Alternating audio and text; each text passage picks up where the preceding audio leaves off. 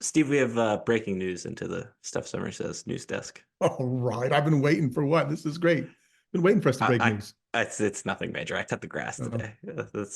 oh, you did? Yeah, I did. I did.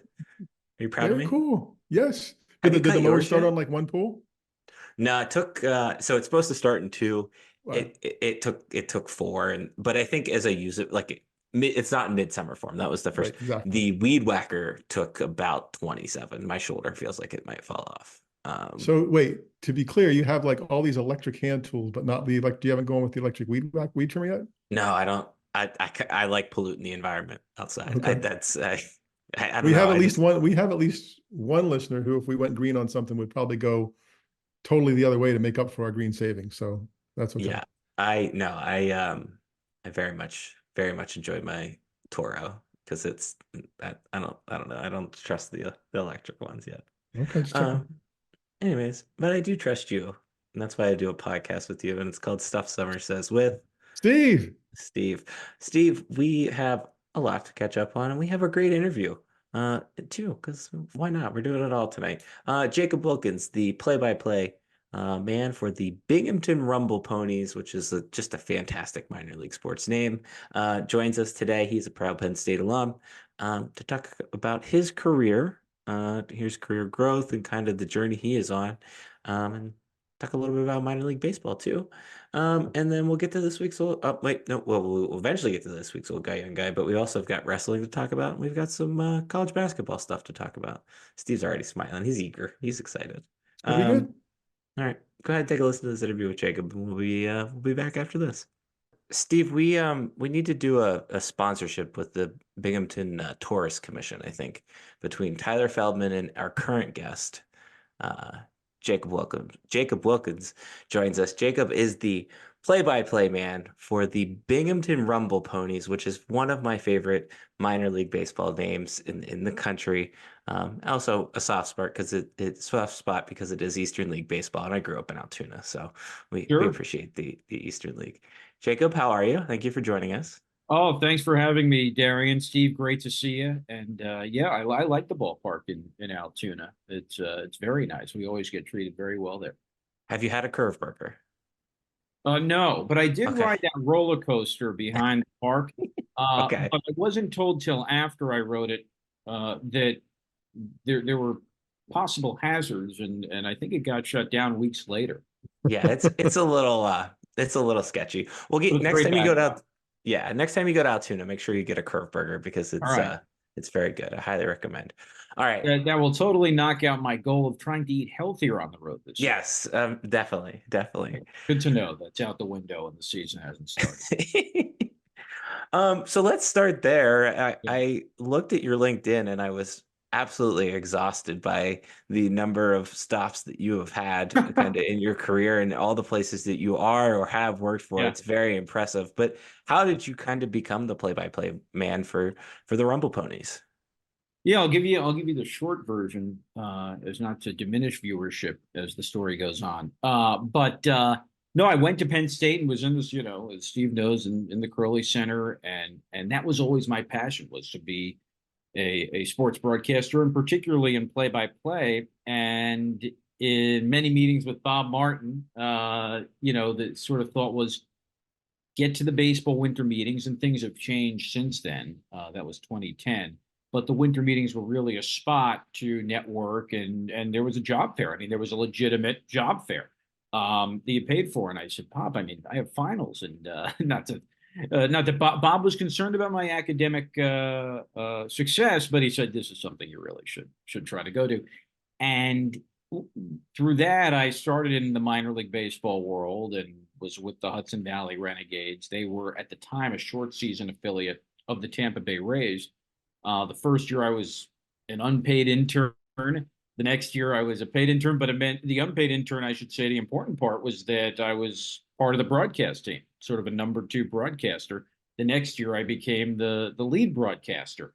And then I sort of felt, all right, let me see if I can establish myself in a market. And baseball's always been the foundation of my aspirations, but wanted to do multiple sports and radio and TV.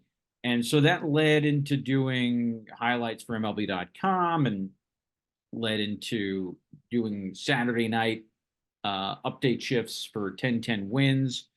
They were in the same parent company as WFAN, and through context there, it started with FAN at the time.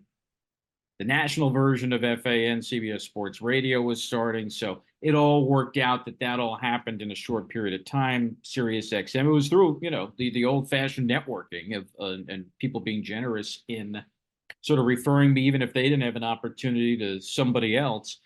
And I did that for 6 or 7 years, but I was always doing play by play as well with local colleges, Stony Brook, U.S. Merchant Marine Academy, for Verizon Fios or MSG Varsity. And so I was always trying to stay in that world. But I knew that if I wanted to do it full time, that I really needed to be doing it full time, and baseball provided that outlet again. And so I sort of actually started going, and doing some outreach at the winter meetings again. And fast forward to 2019, I had gotten to the meetings the year before. Nothing had really generated. And a couple of weeks in, my predecessor reached out and said, "Hey, we may have an opening in our booth." This is a couple of weeks into the season. And I didn't realize that, he was leaving his position for another opportunity.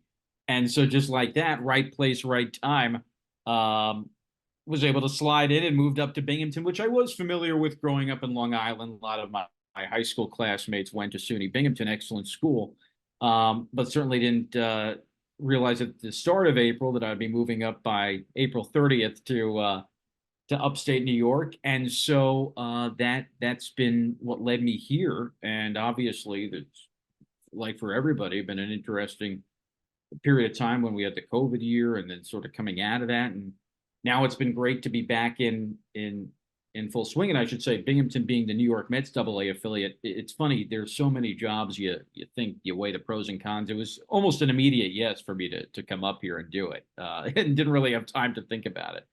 And so that led to it's been an incredible experience. And then last year, a contact back from the MLB.com days had reached out and said, "Hey, we may have something, for the postseason." And I didn't know what it might be. And I said, "Sure, hey, I'm interested." And we met in August of last year. And that's how the opportunity with MLB Network to broadcast postseason games that aired in India came about. And again, very quick, like, okay, I think Mike's his name said at the end of our chat, "What's your temperature on this?" I said, "Pretty high." And it was more than I could have even imagined. And I think I was pretty excited going into it. So that's the quick story, or not so quick story, of leading into this season. And now we're just gearing up for opening day, which is a week from Friday. That is as my dogs start barking. Sorry. That is a lot. That's a journey. Like that's a journey, and it takes persistence, and it's very clearly starting to pay off for you. Thanks. What kept you going throughout that whole process? Well, that's a good question.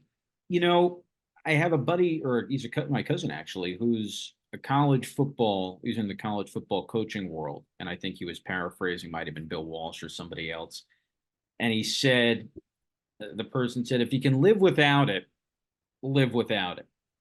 And I've never been able to live without broadcasting. I couldn't imagine, not that I didn't feel like I had the skills to do other things. I like reading about business. I like learning about other people's jobs. And I've done interviewing in the past and a podcast myself in the past.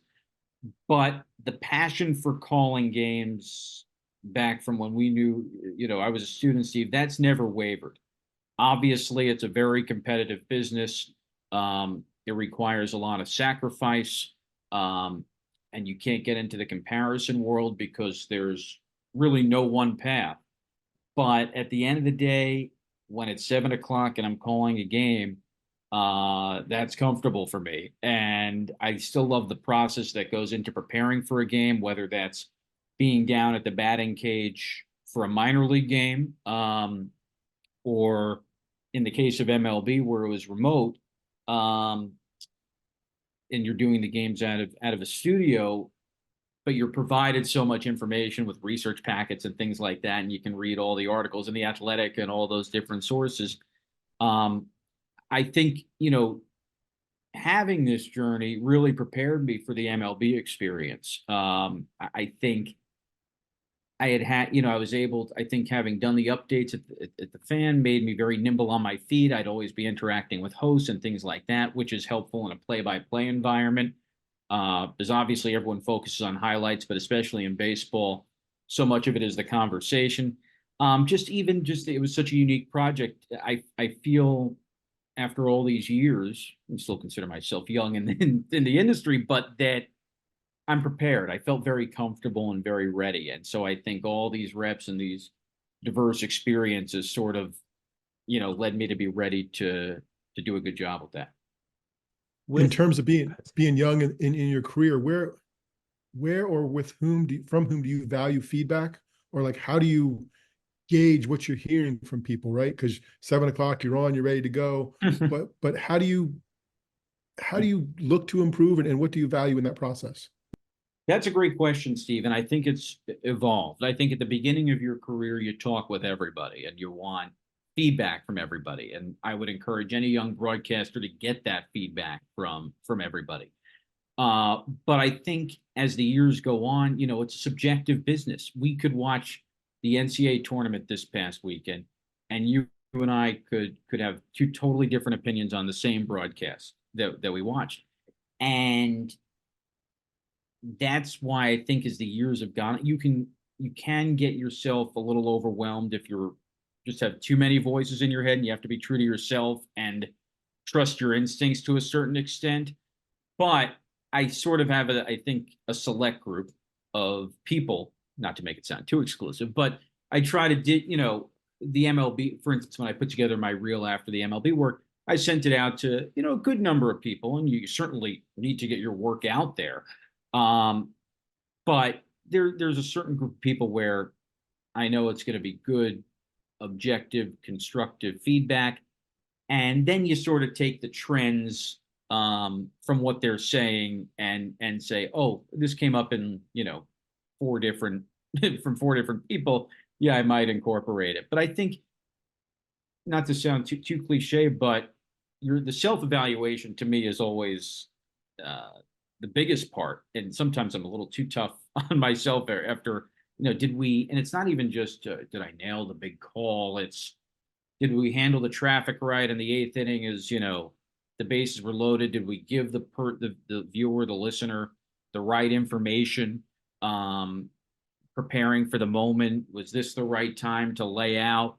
Broadcast parlance for not saying anything. And obviously the worlds of radio and television are so different. In radio, it's a descriptive business, and you're describing the nuances of the park and trying to bring someone from their car or wherever they're listening to the ballpark. Television, when you have an MLB post up, the Twins crowd is roaring. It's you let the crowd speak for itself. And I found in the MLB experience that I would sometimes, some of the instincts of just watching games growing up and hearing Joe Buck do it or hearing Dick Enberg, it just sort of came naturally like, no, here's how I'm going to handle this moment. And that was pretty cool to sort of, see it all come full circle. With the MLB experience, you mentioned calling from a remote situation. That's relatively new within the last, really since COVID, that's really started to come up more often. For you, that is somebody that primarily probably went through most of your experience sitting in the ballpark, sitting in the stadium to call the game, to then have to sit and watch it off of TV screen. What was that like? What challenges came with that? Yeah, and it's a great question, Darian. And I didn't really have a lot of time to think about it. Some of my colleagues in the minor league baseball world had done remote games during COVID. I had not, and so for me, it wasn't too much of an adjustment. It's more from a standpoint of a home run, for instance, when you have Bryce Harper, who is just belting the ball and the camera stays on him for a second longer, it feels like the play's moving a little quicker when the camera actually shifts to where the ball is. So if you're in the park, you're going by the outfielder. Growing up going to Yankee Stadium with my dad, you'd say follow the outfielder, and that's still how you call a game. At the end of the day, you can track a home run. Here it's, oh, this is quick, and you're pretty sure it's gone just based on that shot of him watching it. But what if it goes foul, or what if it's not? And so you just have to wait a second longer, even though the play is moving quicker. But the MLB people, I can't say enough about working with them. They set up a separate camera if I wanted to follow along in terms of seeing a guy go from second to third base. That and you're also, what you're giving up from being at the park, obviously you're getting from seeing the different angles that they're providing. And so you're speaking to those pictures. You're getting these terrific replays. And our broadcast was a little different. And there was an educational element for viewers in India. So we would explain, especially in the early rounds, a foul ball down the third baseline. And it's interesting, guys, for all the descriptive things I might do during a radio broadcast, you're not usually explaining, sort of the Right. more simpler nuances of the game. And I thought, oh, this is a little more complicated, for someone that might not know the game than I thought. So, yeah, you just sort of go with the flow, and as you said, it's become more commonplace. And so the MLB folks, they knew they were pros in terms of setting us up for success. Are you looking at like how many feeds are you looking at? Like how many screens or just, I guess, angles are you looking at in that We just process? get really one main one, and that was fine with me. And that secondary camera, what they're doing is taking without getting too much into the inside baseball, no pun intended, the first two rounds, the games, I think we did TBS games. So you're getting that broadcast feed. Sometimes it might have gone off the Spanish broadcast feed. For the World Series, MLB does an international broadcast themselves, MLB Network. And so we got all the bells and whistles. And trust me, the first 2-3 rounds were amazing in itself. Wild Card Division Series, Championship Series, but you get all the bells and whistles from the World Series broadcast, and that was pretty cool. In the bottom of the ninth inning of Game 1 of the World Series with the Rangers and Diamondbacks, they showed a montage of Kirk, or a flashback moment of Kirk Gibson hitting the home run in '88, and in Game 1, and then Seager hits this home run to tie it up, in Game 1 of the 23 World Series. So that's just falling into good luck there, and tried to tie it together. And so, yeah, and in television, obviously, you have a producer in your ear, and so you're really working in tandem to the graphics to get out, to break in time. In radio, we have an MILB TV supplementary broadcast, but you're really the announcer's running the show, and you can take the broadcast in all sorts of different directions. So just two different mediums. You talked about running the show. Do you, in terms of your day-to-day, once the season begins, are you just broadcasting, or do you have other things that you have to do to make the show possible in terms of just day-to-day with the Rumble Ponies? Yeah, like most of the time, the biggest chunk, when we're at home, Steve, and on the road, obviously my title, it encapsulates media relations as well, and that's unique to the minor leagues. And so for a Rumble Ponies game at home, I'll get to the ballpark for a 6:35 game around 10:30. And we're getting the stat packs ready for the coaches. We do not make any roster moves, to be clear. I'm not qualified at all for that, but we will coordinate to announce them and then update the rosters. You're almost like a host for the visiting broadcast, in a way, like you're hosting them at the ballpark's our hotel, and we're making sure everything's set up right. My assistant puts together game notes each day, and I'll get involved sometimes with them as well. So there's all sorts of, and if there's an interview request that comes through us, sometimes it's approved by the Mets if it's in market.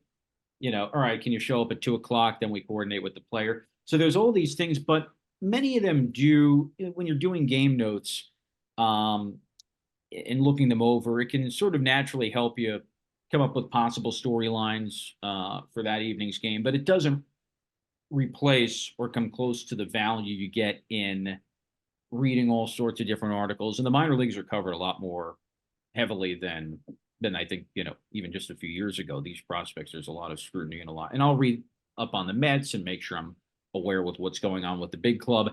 And then you get down to batting practice. And you have those casual conversations, and sometimes you might use something from that night's broadcast, but you want to develop trust with the guys. So a lot of the times it's stuff you'd never use, or it's something you'd hold for 3 weeks later when that player has a big game. So, but just being down there is healthy, and especially in baseball, just the idea of being present, I think, is important with the guys. So, yeah, there's the media relations stuff takes up, but we're putting out press releases, media guides, next, that sort of thing. That's certainly a big part of the minor league responsibilities. From I covered this on internships, the curve for about 2 seasons, and kind of talking with Corey Geiger particularly. You know, at the big league level, we care about wins and losses, Yeah. but at the minor league level, the fan cares more about the development, is actively paying attention, not just coming for the family experience. How do Right. you find that balance between kind of all three of those parties? Because I think minor league baseball probably emphasizes those, in my opinion, more than big league baseball. Oh yeah, that's a great question. You're right on top of it, Darian. It's actually I'll find sometimes. Here's a scenario that will happen this year and happens every year, and it's the ninth inning, and a guy might, our team or another team, but it's not team specific, might be struggling, and in a major league game, that pitcher might be taken out. But in the minor leagues, it's development, and it's how do you handle that sort of situation? Sometimes building from a possible failure. And so fans will say the next day, and our manager, Reed Brignac, is coming back for his third year, very accomplished ball player, and now is really rising in the ranks as a manager. They'll say, why did he keep him in? Well, this is part of development. The primary factor, I would think, for the Mets is to make sure these players develop properly to put them in the best possible position to get to the Mets. And so when they're at Citi Field in front of 50,000 people, they're not phased. This is a lower pressure, in quotes, environment. With that said, certainly when give you a perfect example of last year, had a team that, was playing around 500 the first half of the year. Certainly didn't, I think Mets fans didn't expect, and the Mets may not expect it, where you're trading Justin Verlander and Max Scherzer. That brings back prospects that go to us, and you have a really stacked team that makes a run to the playoffs, wins a playoff series, and that was exhilarating for our fans. So the winning, and the Met, I should say, the Mets and Reed will always say, I mean, they want to win. It's not like people are celebrating if the team loses, but obviously, as you said, Darian, there's different forces at play, and as a broadcaster, you have to be to be even keeled. Obviously, when the team, you want really the thing you want the most is a close game. Those, but I always think we'll have, if there's a blowout game, people might say, geez, how did you get through that? And my answer is always, that's what you're really paid for. Anyone can handle the 5-5 game in the eighth inning. Now, there's certainly a skill to handling that as well. I don't want to diminish it, but the conversational pieces you have when the game's 10-2 in the fourth inning, that's where you sort of, the cream rises from the crop. What's the one thing minor league baseball has made you do in your job that might be the weirdest, strangest, most minor league baseball thing of them all? Well, today I was we were I wouldn't say it's weird or strange, but people don't realize that we help pull the tarp. And so that's always a fun time. But it's and people I think actually I've sat next to people in press boxes where they talk about, oh, that would be interesting to pull the tarp, and I welcome them to try it and offer their insights. Is it that heavy? Because I've never done it, but it looks like a workout. It's funny. Today's was I did feel like, and I actually did get to the gym today, so I guess I got two workouts in because it was a new carb, and it did feel heavier. It's heavy if the rain has been on it. Okay. Okay. It's, All right. but we do tell newcomers to the booth never two rules. Never, I guess the big one is yeah, don't talk about that. What a beautiful day. Obviously on the air we'll talk about it, but don't foreshadow the possibility of rain, and don't say the game's moving too quickly. Gotta slow it down every time. That's true. That's right, Steve. You're It's true. bound to just barrel into a rain delay. Yep. And the tarp, now the wind can be your friend or your enemy, right? Like that's the thing too. Like usually your enemy, but like if you can get a little bit of air underneath it to help it, that wouldn't be bad. Yes, as long as there was that MLB where I think the Reds folks where the guy got caught under, and that I imagine would be dicey. I fortunately haven't had that happen to me, and I just try to contribute as much as I can without getting in the way. I leave that to the groundskeeping experts. Got to know your role. That's good. That's good. Right. Jacob, what's next for you? What do you want to accomplish next? Well, I think, Darren, you always want, the goal's obviously to broadcast games full time at a major league level. And I've always wanted to broadcast games at a network level in ways those goals haven't changed from back when I would be in Steve's office in college. So you certainly have a whole different perspective on the industry, but I just love live events and play by play. And, who doesn't want to do them at the highest level? Both in baseball, I love college football, and when I'm not calling a game, I sort of want to be calling it, and with the Olympics coming up this summer, I mean, I think the goal would be to be doing Major League Baseball and to have a full portfolio of events at a network level. And as we've talked about, you've got to work really hard and have a little bit of good timing and luck and people in your corner. And but I'm excited, especially coming off, the MLB experience, and obviously appreciative of the support from the folks at Binghamton. I'm excited for what's next coming into this year. Cool. All right, Jacob, you're a Penn Stater, and we can't let you off the podcast without asking our quick questions for Sure. Penn Staters. Are you ready? Okay. Yeah, some rapid fire. Your go-to creamery ice cream flavor? Is it still called Peachy Paterno? Yes, Okay. it is, and it's still delicious. Yes, Yes, still the correct answer. Okay. I had it last year because I went to the creamery. We went to Penn State as a little side trip. I took my car down to Altoona and took a trip onto campus and saw the new Belisario set. Bob Martin gave the tour. And I give Bob a B+. He's working on it.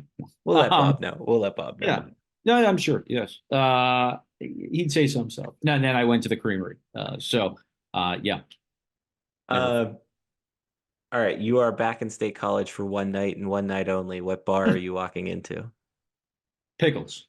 Okay. Pickles. Like that answer. Good answer. Yeah. And the last one that always puzzles people, but I think it's a fair one to ask. You are the czar of Penn State sports, Penn State athletic director, whatever you want to put it. What one change are you making? Well, I'll say I wouldn't call it change, but I'm really excited. I guess is a diplomatic way of answering the question. To keep on Pat Kraft's good side is that I'm very excited about the baseball team. I really feel college baseball is growing in popularity. Not that it wasn't before, but with the LSU guys, Skeens and Cruz, and the amount of attention it's gotten, as much as it's amazing that wrestling won again. I think I'd like it's great that I think the baseball team hopefully and I was talking with Joe Swazi, who's in the Mets farm system and went to Boston College, and he said this guy's the real deal. To get him to come over, and so I credit Mr. Kraft on that, and yeah, I hope they're pretty competitive really quickly. I also want more basketball games in Rec Hall. I mean, how about that? With that game, I mean, it looks great, it sounds great. They win, right? It helps just a That little bit last when one's they always win. important. There you go. That's true. Yeah. Yeah, right. I mean, everyone talks about the home court or lack of home court at the BJC. So at Rec Hall, there's no questioning that. I respect that. I respect that. All right, Jacob. It is your time to plug. Where can people find your work and all of that? Geez, I should. This is the answer I should be more prepared for. No, I mean, I'm at, my website is jacobaWilkins.com. Obviously, across all our Rumble Ponies platforms is a lot of work, but at Jacob Wilkins on Twitter, and on YouTube it's just Jacob Wilkins. So no, anywhere or the old Google. But yeah, constantly trying to put out stuff and new things, and especially during the baseball season. So this has been great though. Appreciate you guys Yeah. having me on. Yeah, thank Thank you you. for making time. Maybe I'll have a book to plug next time or something. There we go. There you There we go. go. That's- There's your goal. Steve, you want to co-wrote? Yeah. No, there's your goal. Make That's that right. your deadline for the next appearance. Have a book ready. we just want the exclusive interview. That's all we ask for. Yeah, Exactly. sure. Okay. All right. Go through Writing the that down. PR. Writing that down. Yes. Yes. All right. Thank you very much, Jacob. Oh, pleasure, guys. Great to be on. Steve, I was going to ask him if he pulled tarp, and he took the words right out of my mouth. So I think that's the main thing that I wanted with that interview we got, which is I don't think people realize what goes into a minor league baseball team, and it is what it takes for somebody that works in the media department, who is essentially the whole media department for a lot of these teams. It's a hardworking job. But boy, Jacob is eager, and I like his energy. And I can see why he's going places. He's not only very passionate, but he's got a great voice, and he's got skills, great skills that are putting him in the right spot. And I think this is just the beginning for him. Yeah, I mean, he's been at it a little bit, but I think he's always at it, right? He's always finding something to fill his schedule. Baseball is his passion, as he stated, but he's always looking for an opportunity. He's a great networker. When he showed up at Penn State as a student, I don't know, late 20s, 2007, 8, like same energy, same whatever. And he just, you could tell that's what he wanted to do. That's what he was going to do. And he's been at it. And the World Series thing in India, right? Working for MLB, that's really cool, right? For as many of those jobs that are out there, only one person got to do that, right? So that's some cool steps and some cool progress. I'm really happy for him. Yeah, I think we've talked about this now with Sweeney and Rob when we had them on the podcast. Baseball is a slog. Like, baseball season is not football season. It is much longer, much more intense, and to stay passionate is very important. So when you can find something like that, it shows when those types of people find something like that, and it showed with Jacob there. Certainly. Yeah. All right, cool. Anything else about Jacob you'd like to add? I think you hit the passion, right? I mean, the people talk about the players, right? They're just passionate. They're building their careers, and Jacob clearly loves what he does, and is always, is working. He's thoughtful about how he's going about it. He works hard to network. He's asking for people for feedback. I think that's the kind of passion you kind of have to do that. You can't go through the motions. People will know, and he's not going through the motions. Yeah, no, I think you're not going to get anywhere if you just kind of go through the motions, and I think that shows there. Cool. Well, thank you to Jacob for joining us. Be sure if you're in the Binghamton area, like I said, we might as well start a side podcast about Binghamton at this point. Be sure to check Jacob out. All right. Let's get into Penn State stuff. I want to let's talk about wrestling. We'll order this the inverted pyramid style, going back to my journalism school days. Let's talk about wrestling. They won another national title. They're pretty freaking good. I think I think this weekend, in a lot of ways, this past weekend was a microcosm, a celebration of not just this season, but this era of Penn State wrestling and how special it is. Um, and it's fascinating how, and I tried to write this on the blog and I hope it came through, but it's fascinating how we've almost just become programmed and almost borderline taken it for granted that how impressive this is. Oh, of course they won a national title. And I think that was what stood out to me this weekend the most. This team is special. The coach in particular is special, and it's never, in my opinion, never going to kind of reach the levels that it reaches. We see it with even lacrosse or some of these other kind of second tier Olympic sports, right? But I think it deserves to at least be celebrated in a lot of ways. Um, what stood out to you about this weekend? I think I finally um, jumped into the dynasty conversation. I mean, it's over, like they are. But I didn't chafe at it, and we didn't get to it with Jeff Byers a few weeks ago. I mean, Iowa won all its championships, right? And it was hard for me when people were starting to call this a dynasty to not look and say, okay, but the numbers are still pretty close, right? Like the numbers are still, and realistically, what's the difference? When you win the national championship by 100 points, when you have the champions and have done the things they've done, I think, not that I wasn't there before and didn't appreciate it, but I think this was I didn't think this was a very impressive performance, right?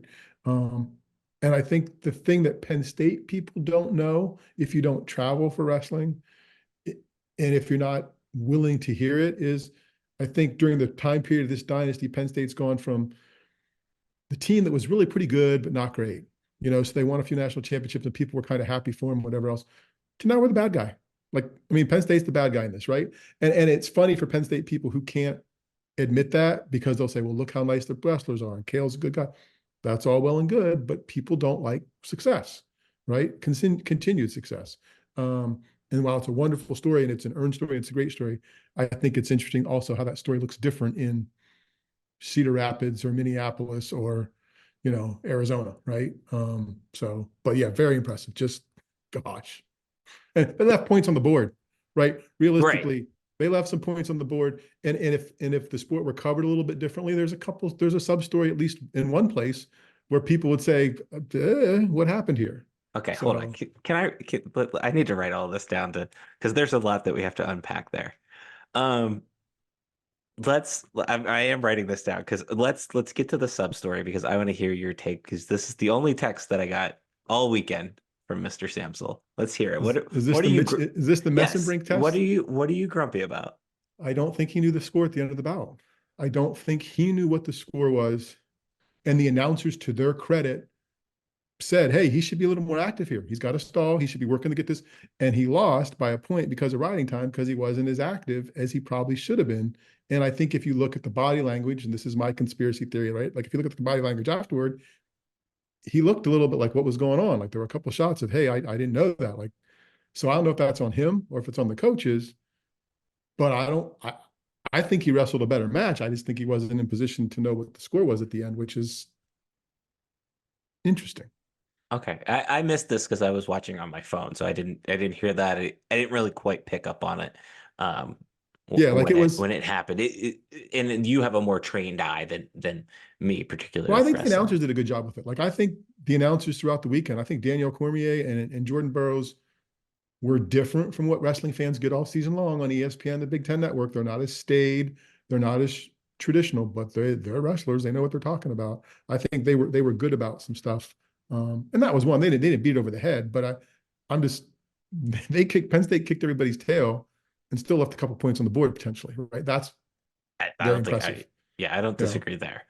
Um, I didn't catch the other thing I didn't catch, which I kind of saw based off of some tweets going around, was the Jordan Burroughs comment about Carter's knee.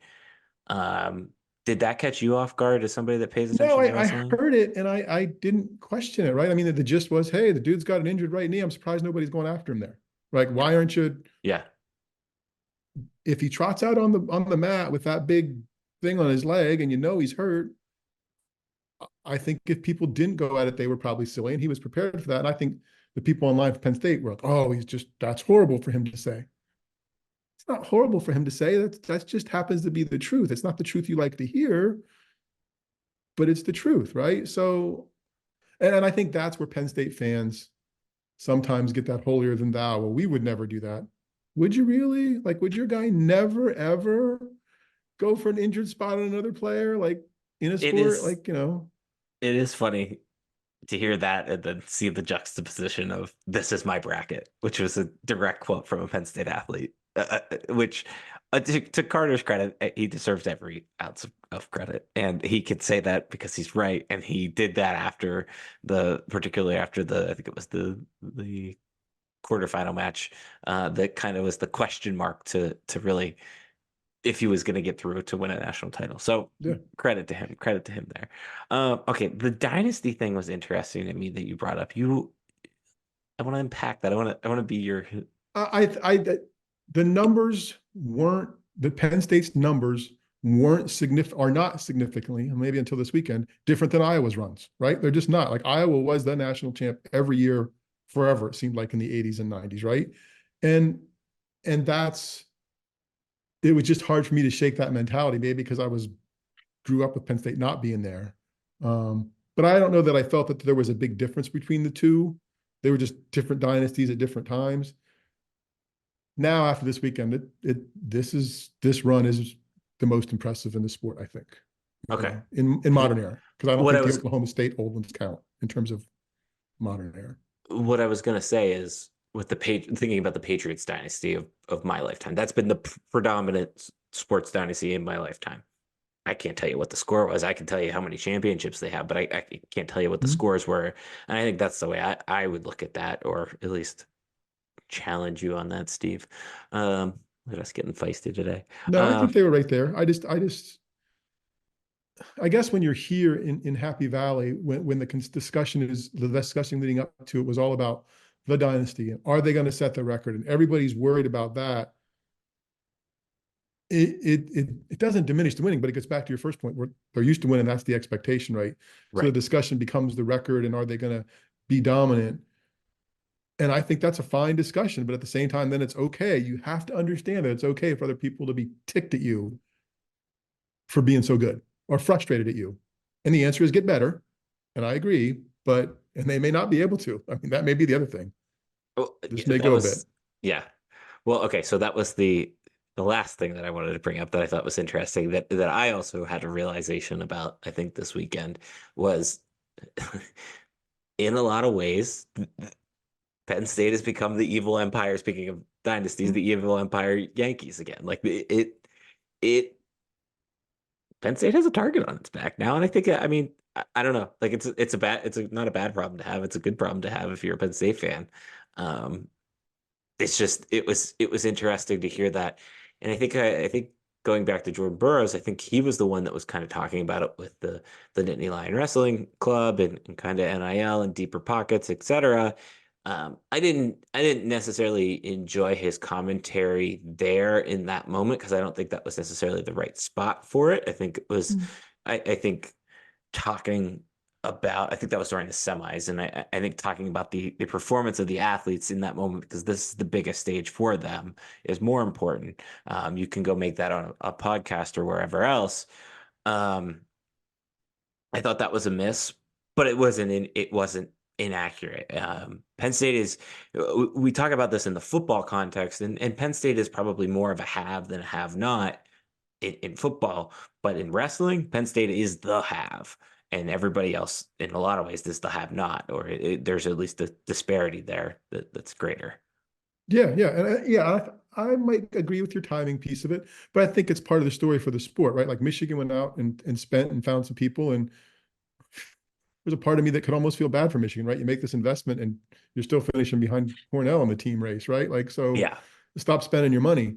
But I think for any Penn State fan to believe that Penn State isn't spending money and its athletes aren't benefiting, especially in wrestling in that way. I mean, the only way that Carter Strachey would come back for a fifth if he was healthy and if he wants to would be a money deal, right? Like it would make more, and he probably could make more money as a college wrestler on a part-time scholarship than he could as an Olympic aspirant, depending on how those things work out. So yeah, I think I would probably agree with the timing on it, but it's wrestling's biggest stage. How do these teams get here? How does the sport work?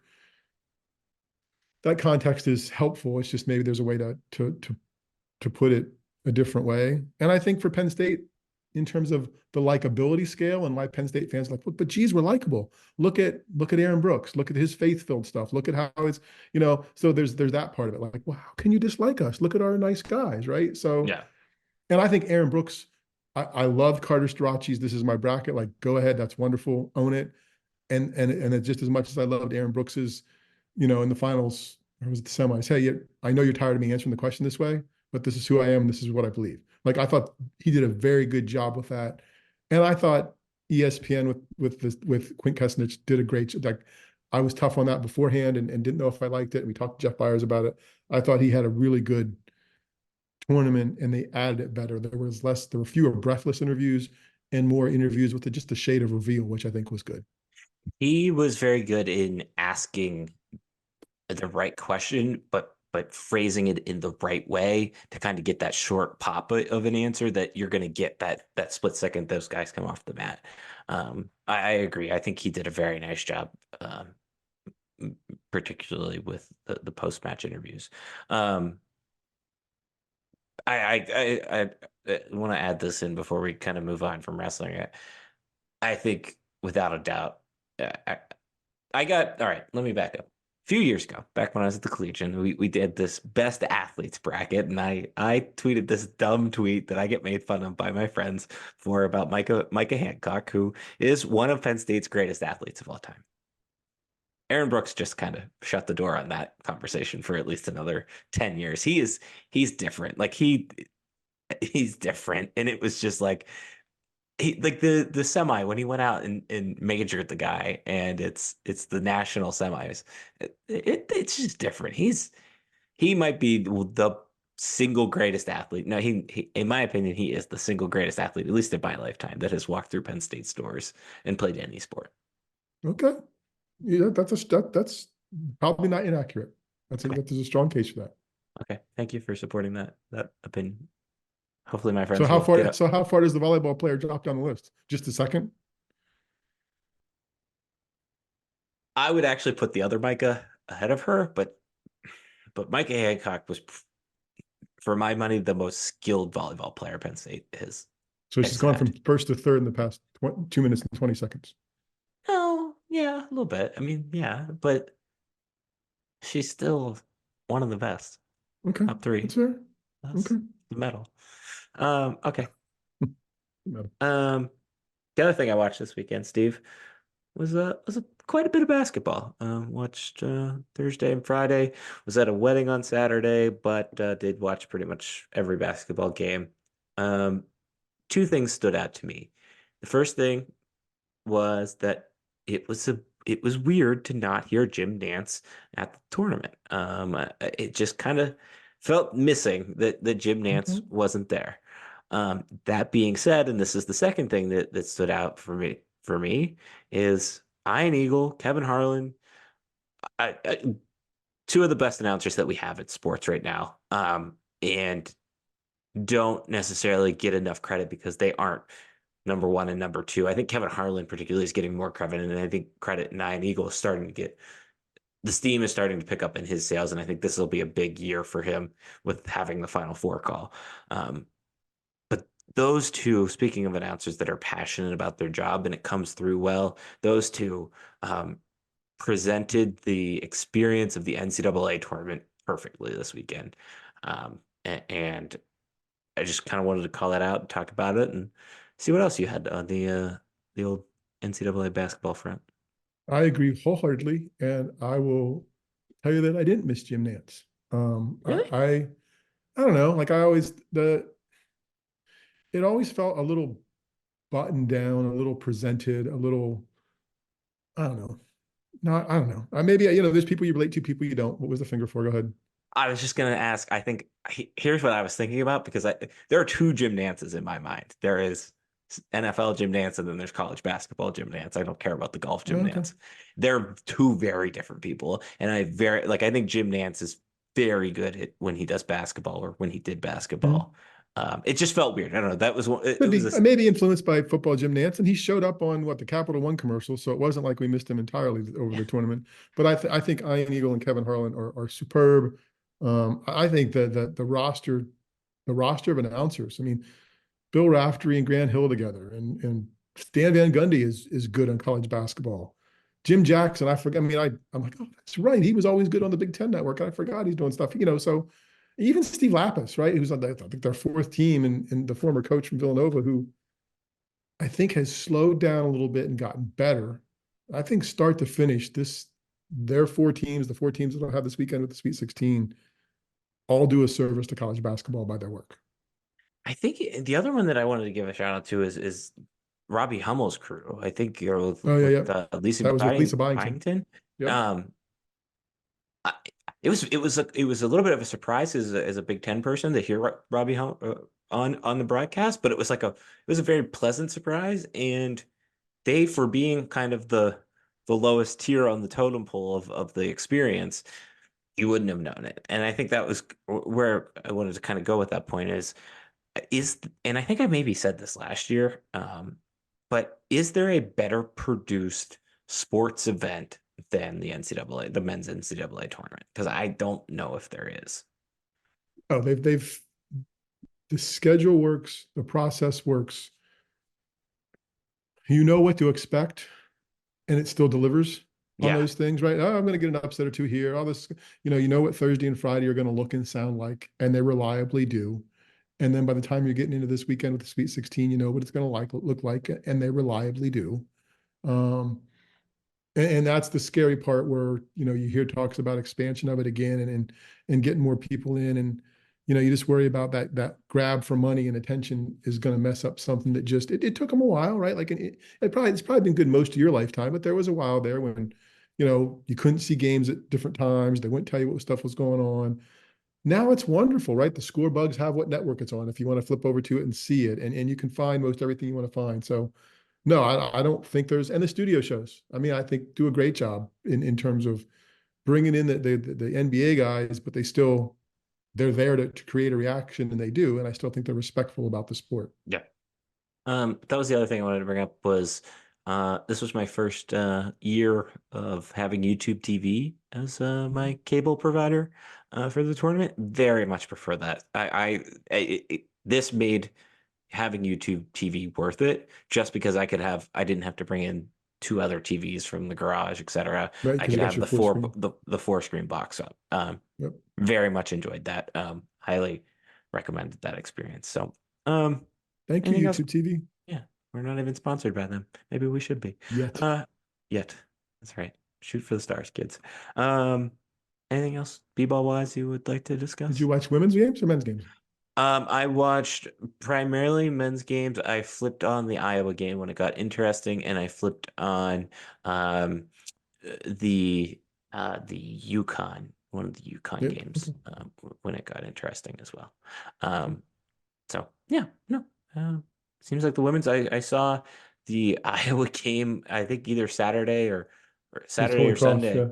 yeah. It was the highest rated game like ever, and it dwarfed what like a national championship game was going to get. So if Iowa makes the Final Four, my God, I can't imagine what the numbers are going to be like. I can't even imagine what the numbers are going to be like if there's an Elite Eight game between Caitlin Clark and Kim Mulkey, because it's going to be nuts. That just well, and Kim is different, anyways. So Malarkey, that's nice.